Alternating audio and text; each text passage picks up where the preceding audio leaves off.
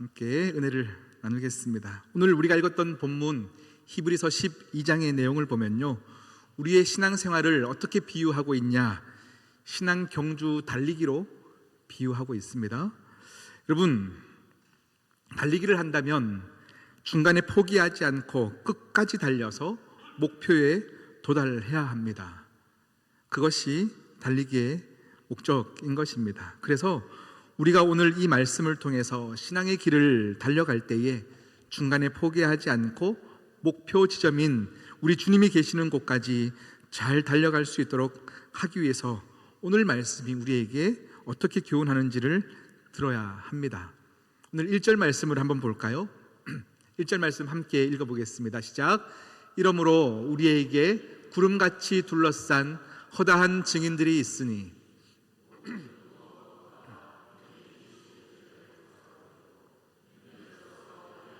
당한 경주를 하며. 아멘.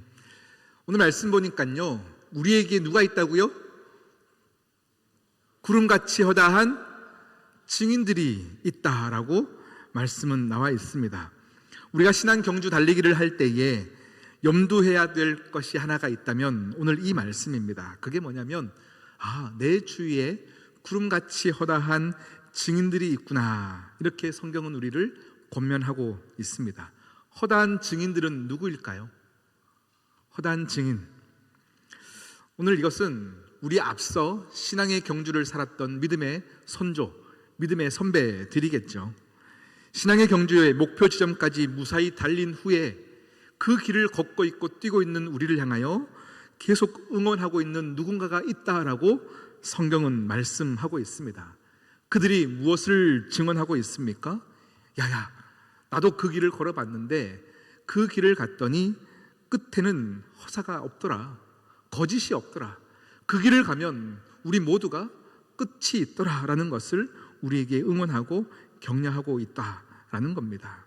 우리 주님께서 우리에게 약속하신 그 말씀에 거짓이 없음을 이 구름같이 허다한 증인들이 우리가 뛰고 있는 그 자리에서 응원하고 있다라고 말씀하고 있습니다. 수많은 선배 신앙인들이 걸어간 길이고 우리가 함께 지금 뛰어가고 있는 길이 절대 헛되지 않다라고 말씀은 나와 있습니다. 여러분, 그 구름같이 허다한 증인들, 정말 믿음의 강한 소유자들, 정말 믿음의 영웅들만 있는 것이 아닙니다. 어찌 보면 다윗과 모세와 여호수아, 많은 사도 바울 같은 이런 믿음의 영웅들도 있을 것입니다. 그러나 오늘 또 말씀을 보면요, 또 라합과 같은 사람들도 있고, 정말 우리 옆집 아저씨, 앞집 아주머니 같이 정말로 우리와 큰 차이가 없는 그냥 그런 사람들도 함께 이 믿음의 경주 가운데 구름같이 둘러싼 허다한 증인이 되어 있더라. 그래서 우리가 걷는 이 신앙의 경주는 절대 불가능한 것이 아니다라고 성경은 이야기하고 있습니다. 우리도 마찬가지입니다. 우리가 가를 때에 우리의 믿음이 어떨 때는 뜨거울 때가 있고요, 어떨 때는 우리의 믿음이 초라하게 느껴질 때도 있습니다. 이 세상에서 지극히 작다고 평가받는 미미한 존재라 할지라도 우리가 끝까지 포기하지 않는다면 이 길의 끝에는 반드시 주님께서 칭찬하시며 기다리고 계시는 그 끝이 있다는 사실을 잊지 않으셔야 합니다. 그렇기 때문에 여러분, 이 신앙의 길은 절대 외롭지 않습니다. 응원하는 많은 사람들이 있고 많은 증거자들이 있다는 것을 기억해야 합니다. 그리고 이 신앙의 경주를 잘하기 위해 또 한 가지 우리가 기억해야 될 것이 있는데요, 우리 함께 2절 말씀을 읽어보겠습니다. 2절입니다. 시작. 믿음의 주요 또 온전하게 하시는 이인 예수를 바라보자. 그는 그 앞에 있는 기쁨을 위하여 십자가를 참으사 부끄러움을 개의치 아니하시더니 하나님 보좌 우편에 앉으셨느니라. 아멘. 믿음의 주요 또 온전하게 하시는 이인 우리의 믿음의 대장 되신 예수 그리스도, 온전하게 하시는 그 예수 그리스도를 바라보자라고 성경은 권면하고 있습니다. 신앙의 경주 그 끝까지 갈 수 있는 가장 중요한 비결이 있다면 예수님을 바라보는 것, 우리의 일상적인 그 시간들 속에서 예수님을 생각하고 예수님을 의식하고 어떠한 경우에도 예수님에 대한 우리가 잊어버리지 않아야 될 것을 붙잡고 살아가는 것, 예수님을 본받는 것, 이것이 예수님을 바라본다라고 표현하는 겁니다. 그런데요, 예수님을 바라보자라고 할 때 그리스도이신 예수가 아니라 그냥 예수라고 표현되고 있습니다. 여기는 중요한 의미가 있습니다. 인간으로 오신 그 예수 그리스도를 말하는 겁니다. 역사 속에 들어오셔서 우리처럼 사람이 되신 예수, 그분을 바라보면서 그분을 생각하면서 본받으라고 말씀하고 있는 겁니다. 사실 우리가 하나님의 아들이신 신적인 예수 그리스도, 그래서 오병이어 기적을 일으키는 그것을 본받을 수는 없습니다. 죽은 사람을 살리는 그것을 본받을 수는 없습니다. 천지를 창조하는 그 기적을 본받을 수는 없는 거예요. 그렇기 때문에 사람으로 오신 예수님, 정말로 죽음 가운데 수치 가운데 살아가고 있는, 그럼에도 불구하고 끝까지 그 길을, 사명의 길을 걸어가시는 예수 그리스도를 본받자라고 성경은 말씀하고 있습니다. 예수님은 어떻게 하셨는가? 예수님은 앞에 있는 기쁨을 위하여 십자가를 참았다라고 표현하고 있습니다. 그 앞에 기쁨이 뭘까요? 내가 이 길이 고통스럽고 수치가 있을 수 있으나 이것을 내가 견디고 사명을 끝까지 감당하면 내 사랑하는 자녀들이 영원한 생명을 얻을 수 있다는 이 기쁨이죠. 이 기쁨을 위하여 정말 부끄러움을 개의치 아니하셨다, 십자가를 참으셨다라고 성경은 말씀하고 있는 겁니다. 사랑하는 우리 시온성교 여러분, 주님께서 이 사실을 알고 계셨기 때문에 끝까지 감당하셨습니다. 사실 주님은요, 자유할 수도 있고 능력이 있으신 분입니다. 인간으로 오신 예수님이라 할지라도 자신을 따르는 수천 명, 수만 명의 사람들을 선동하여서 무장을 했었어도 이 길을 피할 수 있었습니다. 그러나 이 길이 가장 가치 있는 일이며 내 사랑하는 사람들을 살릴 수 있는 길임을 아셨기 때문에 발거 지키시면서 수치스럽지만 그것을 수치로 여기지 아니하셨던 그 주님께서 사랑을 나타내신 겁니다. 사랑하기 때문에 감당해내신 겁니다. 그리고 이제 그 사랑을 우리에게 전달하시고 너희도 그 사랑을 받았으니 그 사랑을 전달하는 자가 되라 말씀하고 있는 겁니다. 우리가 하나님이 창조하신 세상을 그렇게 사랑해야 되는데 우리는 다르게 사랑하는 거 아닙니까? 우리는 세상을 어떻게 사랑하고 있습니까? 세상을 하나님이 사랑하신 그 사랑, 그 마음의 중심으로 우리는 세상을 사랑하냐라는 겁니다. 여러분, 우리는 우리 주님께서 죽으심과 또 부활하심으로 얻은 생명, 성도라는 이름을 얻었습니다. 모든 성도들은 한 사람 한 사람이 그래서 귀한 것입니다. 하나님이 택했기 때문에 귀하고 하나님이 함께 하시기 때문에 귀합니다. 이 세상을 살아가는 여러분의 삶이 하나님 앞에 부름받은 성도의 삶이기 때문에 우리는 세상 사람들과 삶의 방식이 달라야 합니다. 우리의 생각이 달라야 하고 철학이 달라야 하고 물질에 대한 생각도 달라야 합니다. 늘 감사의 삶, 정결하고 믿음을 붙잡고 살아가는 은혜의 삶, 고난이 있을지라도 우리는 끝까지 하나님 앞에 하나님의 부르심에 달려가는 삶이 돼야 합니다. 그래서 우리 성도의 살아가는 방식은 다른 거예요. 나를 위한 삶이 아닌 겁니다. 우리는 이 세상을 위해 걱정해야 하고요, 우리 대한민국을 걱정해야 합니다. 국가를 사랑하고 하나님의 나라를 걱정하고 이웃을 위해 살아가는 삶, 세계를 위해 살아가는 삶이 우리의 맡겨진 삶입니다. 할렐루야. 최근에 제가 어떤 목사님의 말씀을 듣는데요, 그분도 동일한 말씀을 하시면서 이렇게 말씀하시더라고요. 동장은 동을 위해서, 서장은 서를 위해서, 군수는 군을 위해서, 시장은 시를 위해서, 대통령은 나라를 위해서 살아가는 겁니다. 성도는 온 세상을 위해서 살아가는 존재입니다. 이렇게 말씀을 전해주셨습니다. 여러분, 우리가 맡겨진 사명이 있습니다. 하나님의 사랑을 받은 사람들은 삶의 방식이 달라야 합니다. 오늘 오후 예배 시간에는 우리가 귀한 우리 소프라노 이혜원 우리 자매를 불러서 콘서트를 갔습니다. 또 그날 오늘 오후에 여러분이 오실 때에 헌금을 하시는 모든 헌금은 귀한 가정에 어려운 사정이 있는 가정에 우리가 함께 전달될 것입니다. 지난 수요일에도 제가 간단히 말씀드렸지만 지난주부터 이번 주까지 그 가정을 만나고 싶어가지고요, 이 사정을 너무 듣고 싶고 집이 얼만큼 어려운지 집을 방문해보고 우리가 더 도울 것은 없는지를 알고 싶어서 계속 약속을 잡고 약속한 시간에 나가보면 또 나오지 않아요. 그리고 전화해보면 전화도 받지 않아요. 몇 번을 그렇게 펑크를 내는데요, 제 마음에 어떤 마음이 들겠습니까? 이 사람 정말 도움 받으려고 하나? 이 생각이 들겠죠. 처음에는 정말 이럴 것 같으면 못 도와줘 라는 마음이 드는데 순간 제 마음에 성령님께서 감동을 주십니다. 그 초등학교 2학년 승호라고 하는 그 친구가 계속 마음에 떠오르는 건 거죠. 혹시 연락이 오늘까지 되지 않더라도 이 친구를 위해 기도할 때에 하나님께서 분명히 그 가정과 연결해 주시겠다에 대한 감동이 있는 거예요. 여러분, 도움을 받는 쪽이 더 간절해야 되는데 도움을 주는 우리가 더 간절한 것은 성도의 특권인 것입니다. 여러분, 그렇게 기도하는데요, 어제 오후 늦게 연락이 되었어요. 승우라는 친구가 오늘 오후에 예배 때 함께 참석할 수 있다는 거예요. 오늘 참석할 때 제가 이 친구를 앞에 불러서 이 친구가 어려우니까 우리가 도웁시다 이렇게는 하지 않겠습니다. 그냥 오늘 교회 처음 온 귀한 친구가 있으니까 그렇게 소개하면서 이 친구를 우리가 함께 마음으로 축복하면서 우리 시온성교회가 이 친구가 탈선하지 않도록 어렵고 힘들고 괴로운 인생을 살아가면서 삐딱해지지 않도록 온 성도가 마음으로 잉태하여 난 아이로 생각하고 이 친구를 돕는 그런 교회가 오늘 이웃사랑 콘서트로 계기로 우리가 함께 끝까지 책임지는 그런 은혜의 시간이 되기를 원합니다.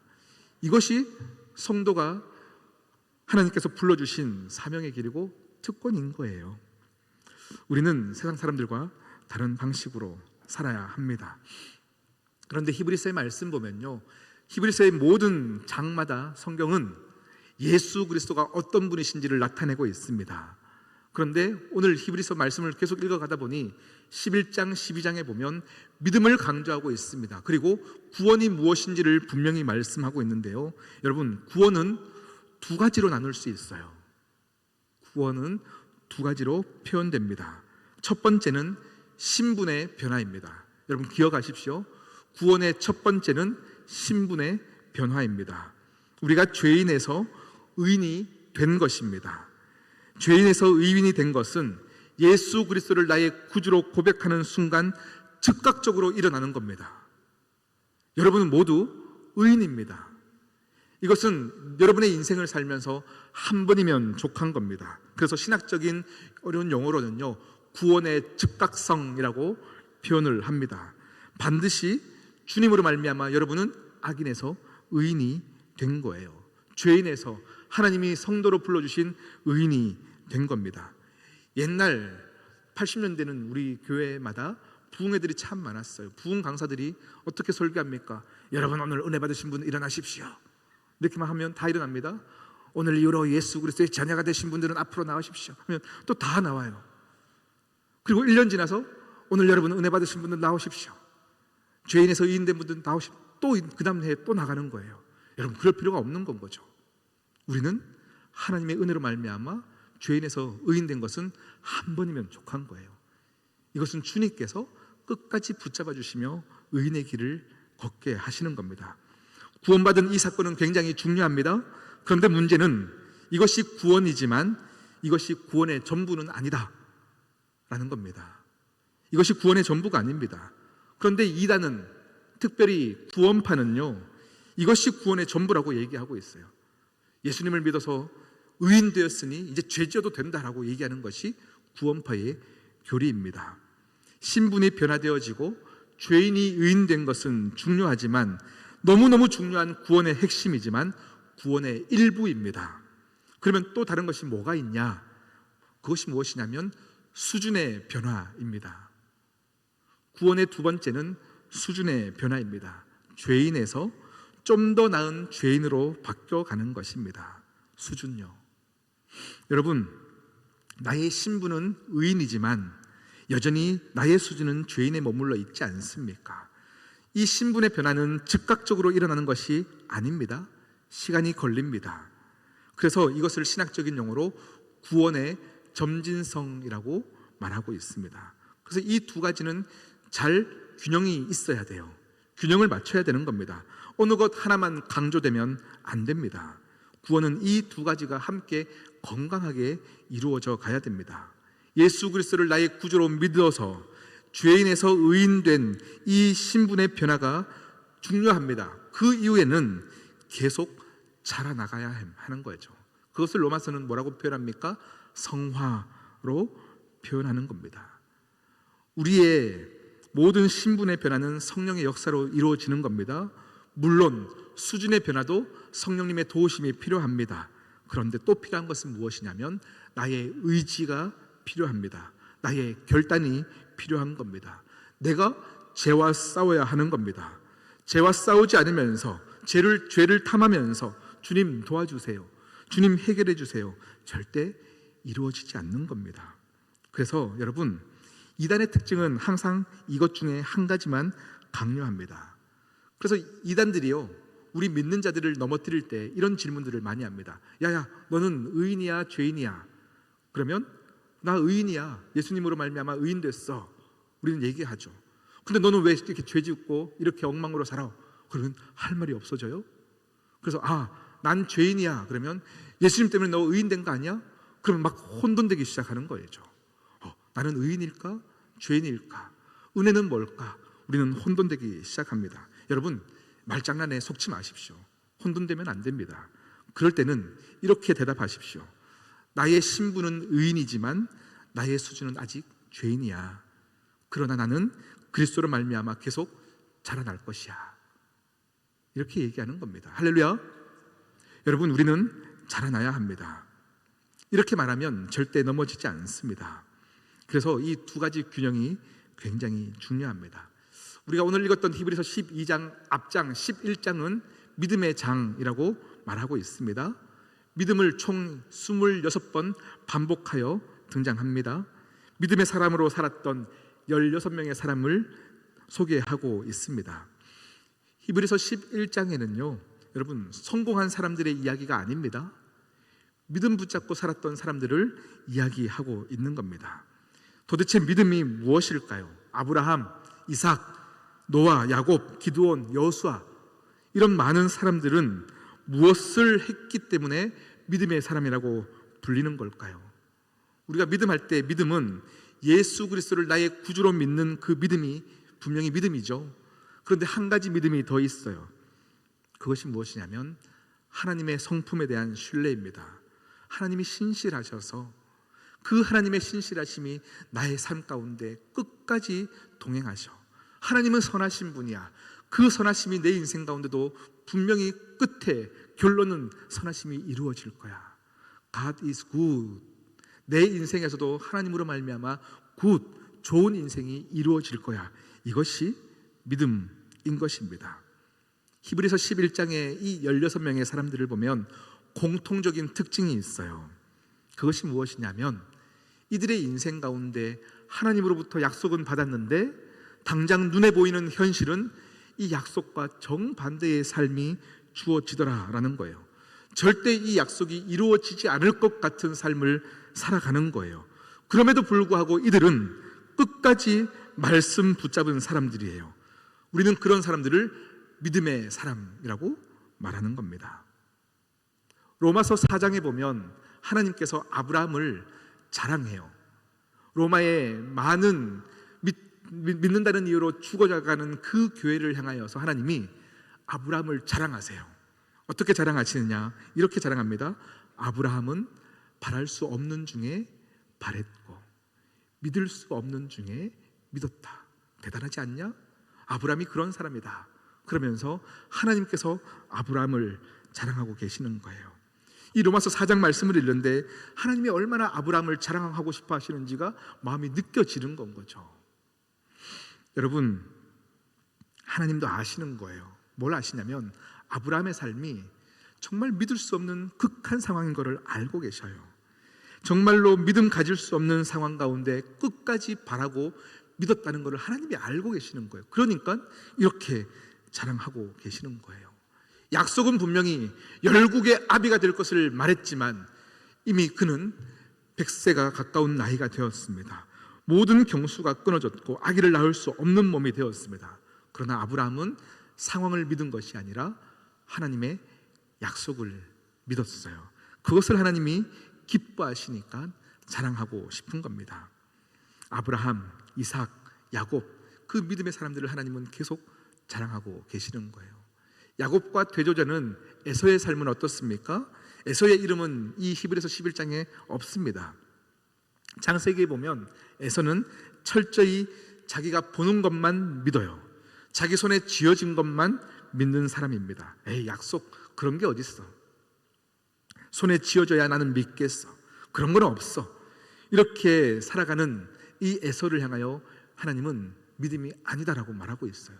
혹시 여기 계신 분들 중에는 어떻습니까? 여러분의 믿음의 사람이 맞습니까? 오늘도 여전히 하나님은 이 히브리서의 16명의 사람 이후에 17번째 믿음의 사람을 찾고 계십니다. 역대하 16장 9절 말씀을 보면 하나님께서 이렇게 말씀하세요. 여호와의 눈은 온 땅을 두루 감찰하사 전심으로 자기에게 향하는 자들을 위하여 능력을 베푸시나니 이 일은 왕이 망령되이 행하였은즉 이후로부터는 왕에게 전쟁이 있으리라 하매. 오늘 말씀 보니까 여호와께서 어떻게 하신다고요? 온 땅을 두루 감찰하시면서 찾고 계세요. 누구를요? 바랄 수 없는 중에 바라고 있는 자, 약속을 받았지만 상황이 힘들어지는 사람들이 끝까지 주님을 믿고 그 자리에 서 있는 사람을 주님께서 찾고 계시는 겁니다. 여러분 당당하게 하나님, 내가 여기 있습니다. 내 삶은 약속이 이루어지지 않을 것만 같은 어려운 삶이나 하나님, 내가 끝까지 이 믿음 붙잡고 살아갑니다. 이것을 여러분 하나님 앞에 손을 번쩍 드시는 여러분 되셔야 합니다. 이 시간 소망합니다. 여호와의 눈이 오늘 이 시간 이 예배당 가운데 지나가실 때에 그냥 스쳐 지나가지 않기를 축복합니다. 이곳에 머물러서 그래, 너희가 진짜 믿음의 사람이다 칭찬하시는 그 칭찬을 받기를 원합니다. 여러분, 하나님의 마음을 기쁘시게 해드리고 싶은 소원이 여러분에게는 있습니까? 나는 정말 하나님을 기쁘게 해드리고 싶어, 이런 소원이 여러분에게는 없습니까? 하나님을 기쁘시게 하는 방법이 성경에 유일하게 있는 것이 히브리서 11장 6절이에요. 한번 읽어볼까요? 히브리서 11장 6절 함께 읽겠습니다. 시작. 믿음이 없이는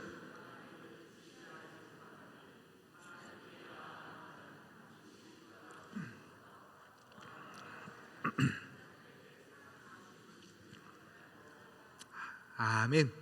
하나님을 기쁘시게 해드리기 위해서 뭐가 필요하다고요? 믿음. 믿음이 없이는 하나님을 기쁘게 해드릴 수 없다. 믿음이 있어야 한다. 그 믿음이 무엇이냐를 정의할 때 성경은 뭐라고 말합니까? 하나님께 나아가는 자는 반드시 어떤 건요? 그가 계시다는 것을 믿는 거죠. 그가 계시다, 살아계시다, 내 삶을 알고 계시다는 것을 믿는 거예요. 두 번째는 그가 그를 찾는 자에게 반드시 상 주시는 이심을 믿는 거예요. 그를 찾을 때마다 반드시 내게 가장 좋은 것을 주시는 것을 믿는 것이 믿음입니다. 여러분, 그것은 헌금으로 되는 게 아니에요. 믿음인 거예요. 열심으로 되는 것이 아닙니다. 신뢰함으로 되는 겁니다. 하나님이 아브라함에게 이 감동을 받으신 거예요. 그러니 야, 너희들 아브라함이 누군지 아니? 바랄 수 없는 중에 바란 거 아니야, 믿을 수 없는 중에 믿은 거 아니야 하면서 자랑하고 계시는 거예요. 정말 바라기는 하나님께서 우리 시온 선교회 모든 한 성도님을 향하여서 다른 사람들에게 소개하는 거죠. 야, 누구 아냐? 바랄 수 없는 중에 정말로 끝까지 믿음 붙잡았어 하면서 하나님께서 우리를 자랑하시기를 축복합니다. 그런 사람이 어떻게 흔들릴 수 있겠습니까? 고난이 와도, 핍박이 와도, 섭섭함과 오해가 있어도 절대 흔들리지 않습니다. 그런 사람을 오늘 히브리서는 뭐라고 표현하냐면 세상이 감당할 수 없는 사람, 이렇게 표현하고 있습니다. 여러분, 우리 성도에게 가장 수치스러운 이야기가 어떤 이야기인 줄 아십니까? 세상 사람들이 우리 성도들을 향하여, 교회를 향하여 이렇게 얘기할 때가 많아요. 저 사람, 저 교회 다니는 저 사람 돈 몇 푼 주면 뭐든지 다 해. 이런 얘기 들으면 얼마나 수치스럽습니까? 그런 말 들으면 정말 기분 나빠야 하는 겁니다. 저 사람 돈만 주면, 어떤 지위만 주면, 명예만 주면 나를 우리가 원하는 대로 움직일 수 있어. 이것을 자존심 상해해야 하는 것입니다. 세상이 우리 시온 성교회를 향하여, 우리 믿음의 온 성도들을 향하여, 우리 시온 성교회는 누구도 어쩔 수 없어, 아무리 돈 줘도 안 돼, 자리와 지위와 명예를 가지고 유혹해도 저 사람들은 하나님의 말씀에 미친 사람들 같아. 하나님께서 말씀하기 전까지는 쟤네들 꿈쩍도 안 해. 이것이 우리의 자랑이 되어야 되지 않겠습니까? 그것이 믿음인 것입니다. 여러분, 여러분의 가정 가운데, 여러분의 서 있는 개인 가운데, 사업처 가운데 이 약속의 말씀을 붙잡고 서 있기를 축복합니다. 믿음에는 진짜 믿음이 있고 가짜 믿음이 있어요.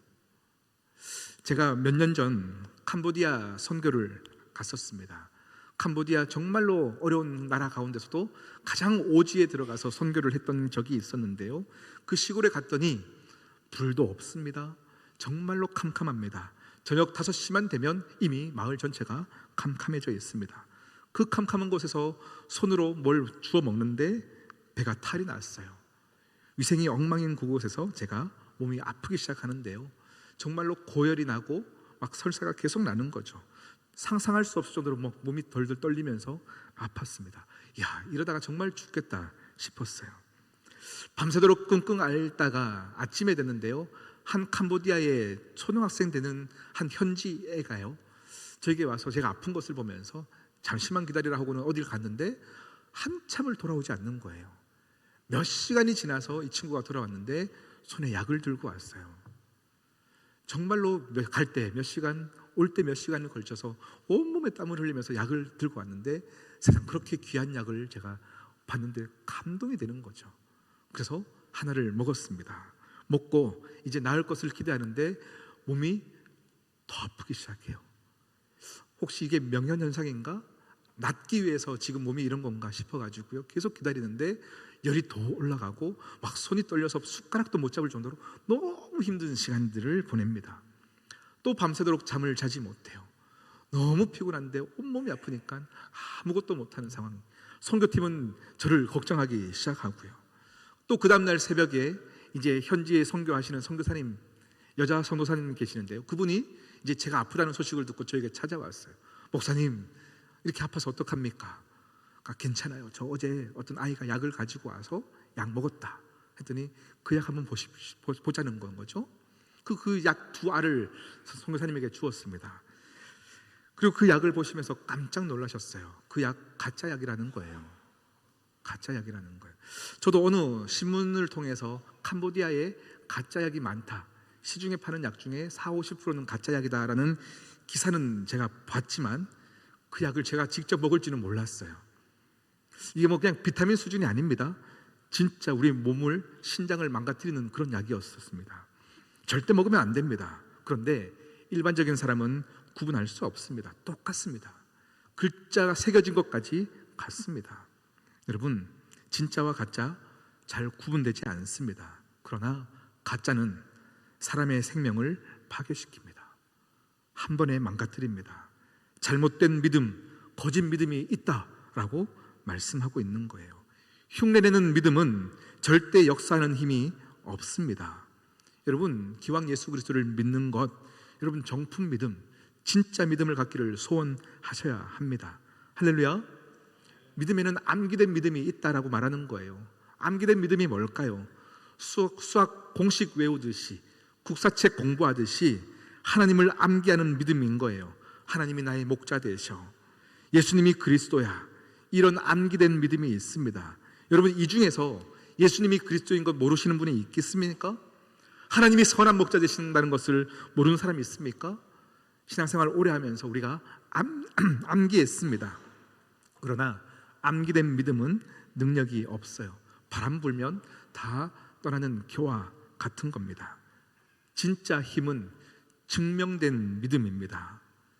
증명된 믿음만이 힘이 있습니다. 암기된 믿음과 증명된 믿음은 겉으로 티나지 않습니다. 이것은 어떻게 구분되냐면 한 가지예요.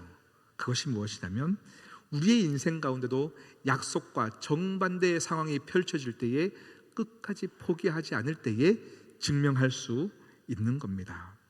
여러분, 그래서 우리 하나님 아버지는요, 우리에게 하나님도 뜻하지 않으시지만 이런 가끔씩은 원치 않는 고난과 환난을 우리 삶 가운데 허락하실 때가 있더라. 그래야지만, 그걸 통과해내야지만 증명된 믿음이 되기 때문입니다. 아이고 목사님, 저는 그런 거 없습니다. 항상 평안했고 항상 행복했습니다. 여러분 조심하십시오. 그거 믿음 아닙니다. 하나님은 우리가 고통 가운데 바랄 수 없는 중에 우리가 끝까지 그 길을 걸어갈 때에 그 하나님의 증명된 믿음을 갖기를 원하시는 거예요. 그래서 연단하기 위해, 증명된 믿음을 주시기 위해 우리의 삶 가운데 그런 정반대의 환난을 주실 수도 있습니다. 그래서 여러분, 그런 환난의 때에 그 아픔을 겪고 계신 분이 계시다면 오히려 감사하시고 찬양하십시오. 하나님, 지금 내가 믿음을 증명하겠습니다. 그렇게 지켜나가는 겁니다. 여러분, 우리의 아픔과 힘듦은 분명히 끝이 있습니다. 예수 그리스도가 알파와 오메가, 이 끝이 없는 인생이 아니라 주님께서 끝인 거예요. 우리는 주님의 끝 안에 사는 사람들이기 때문에 우리의 환난은 반드시 끝이 있습니다. 제가 전 교회에 있을 때요, 매주 수요일 되면 오후 시간에 목회자들과 함께 농구를 하러, 매주마다 농구 경기를 하러 갔었습니다. 어느 한 날 농구를 하는데요, 두 팀이 앞치락 뒤치락 하면서 1점 차로 계속 역전하면서 치열하게 경기를 하고 있어요. 그런데 우리 팀이 1점 차로 지고 있는데 경기 종료 한 15초 전이었던 것 같아요. 경기를 하는데 이제 마지막 우리가 골을 넣으면 역전하면서 기분 좋게 경기를 마칠 수 있는 시간이었어. 마지막 3초를 남겨놓고 공이 돌다가 저한테로 탁 온 거예요. 너무 떨리는 마음으로 이제 마지막, 이제 끝이다 하고는 슛을 쐈는데 들어갔을까요? 안 들어갔을까요? 안 들어갔어요. 안 들어갔어요. 퉁퉁퉁 튕기다가 다시 공이 그냥 떨어지는 거예요. 이미 시간은 지났고 휘슬이 울렸어요. 그런데 제가요, 속상한 마음이 어떻습니까? 혼자 다들 끝났다고 하고 있는데 혼자 공을 잡고 또 골을 넣는 거예요. 여러분, 휘슬이 울리면 끝이에요. 휘슬이 울리면 끝이에요. 아셨죠? 아직 우리의 인생 가운데 주님께서 휘슬을 불지 않으셨어요. 아직 우리 인생이 끝이 아니다라고 말씀하세요. 지금은 믿음의 선한 싸움을 싸울 때다 말씀하고 계시는 겁니다. 그러니 힘들어도 아파도 끝까지 그 믿음의 경주를 이루어가는 사람에게 반드시 이루시겠다 주님 말씀하고 있는 겁니다. 우리 시온성교회는 모두가 증명된 믿음을 하나님께 자랑하여서 오히려 하나님께서 우리의 인생을 향하여 야, 저 사람 어떤 사람인지 아니? 우리를 자랑하고 싶은 그런 시온성교회 온 성도들 되시기를 진심으로 축복합니다. 함께 기도하시겠습니다. 하나님 아버지, 참 감사합니다. 힘겹고 지치고 포기하고 싶을 때가 많으나 그러하여서 사단은 우리를 계속 넘어뜨리려 하나 우리는 또 오늘 이 시간 이후로 믿음을 붙잡고 포기하지 않는 믿음의 경주를 하기를 원하오니 우리에게 믿음을 선물하여 주시옵소서. 이 모든 말씀 예수님의 이름으로 기도드립니다.